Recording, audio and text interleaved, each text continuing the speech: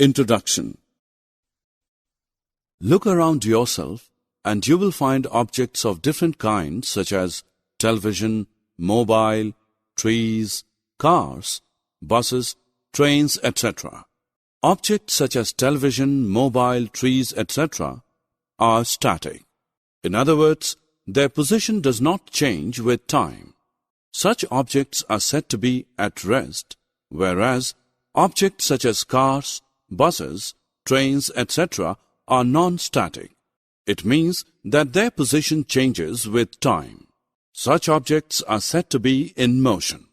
Let us discuss motion and time in greater detail in this lesson. Objectives. At the end of this lesson, you will be able to differentiate between slow and fast motions, define speed, measure speed, identify the units of speed, measure time. Suppose you have an appointment with your doctor at 5 in the evening. It is already 4:30 p.m. and the doctor's clinic is 5 kilometers away from your house. You have the choice of either cycling down or taking a taxi to the clinic. What will you do? Correct. You will take a taxi because a taxi is faster than a cycle. So we can say that some objects move faster than others. Now the same taxi moves fast on an empty road and slow on a busy road. Thus, the same object can move fast at one time and slow at another time.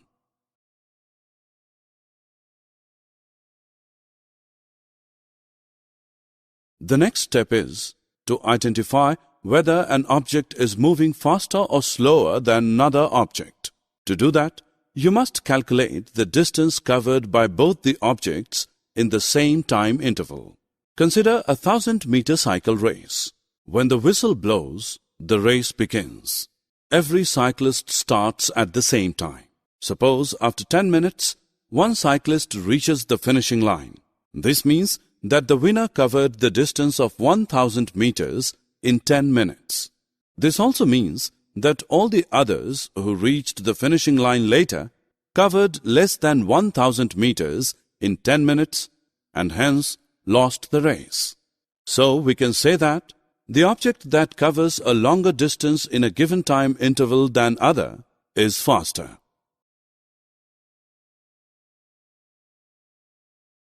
The most convenient way of finding out which object moves faster than the others is to calculate and compare the distances covered by all the objects per unit time. The object that covers a greater distance per unit time is quite obviously faster. The distance covered by an object per unit time is called the speed of the object. Suppose your brother claims that his motorbike is faster than his friend's. His friend denies. You know that your brother's motorbike covers a distance of 60 kilometers in an hour, whereas his friend's bike covers 40 kilometers in 1 hour. Let us now check the claims of your brother and his friend.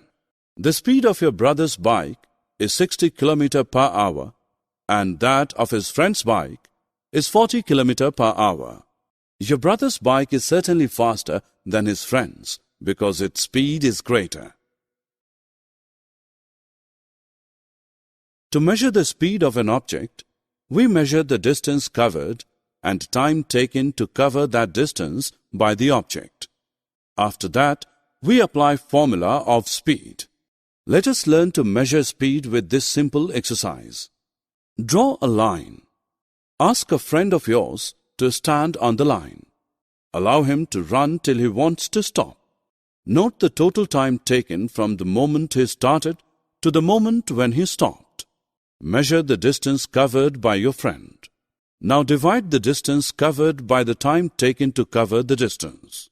What you have calculated is the running speed of your friend. Do the meters and indicators in front of the driver's seat of your father's car scare you? Now they won't. Straight beyond the steering wheel are 2 meters. The circular dial, which looks somewhat like a clock with needles and numbers, is the speedometer. When the car is in motion, one needle points to a particular number in the speedometer. This number is the speed of the car in kilometer per hour.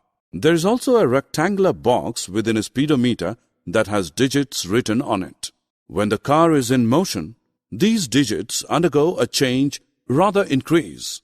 This rectangular box is known as the odometer. Its readings show the distance covered by the car.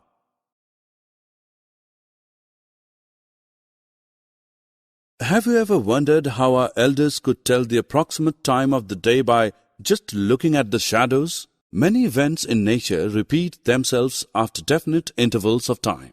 For example, sun rises every day in the morning. The time between one sunrise and the next is called a day.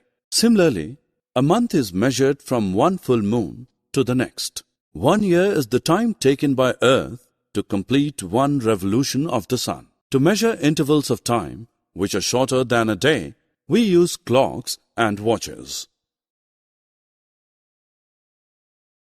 The basic unit of time is second. Its symbol is S. Larger units of time are minutes and hours. 1 minute is equal to 60 seconds and 60 minutes are equal to 1 hour. The basic unit of speed is meter per second. We can also express it in other units such as meter per minute and kilometer per hour. We write the symbols of all units in singular. Summary. Let us summarize what we have learned. Some objects move faster than others. The object which covers larger distance in a fixed time interval moves faster than other. The distance covered by an object per unit time is called the speed of the object. Speed is measured in kilometer per hour or meter per second. Speedometer measures the speed of a vehicle and odometer shows the distance covered by it.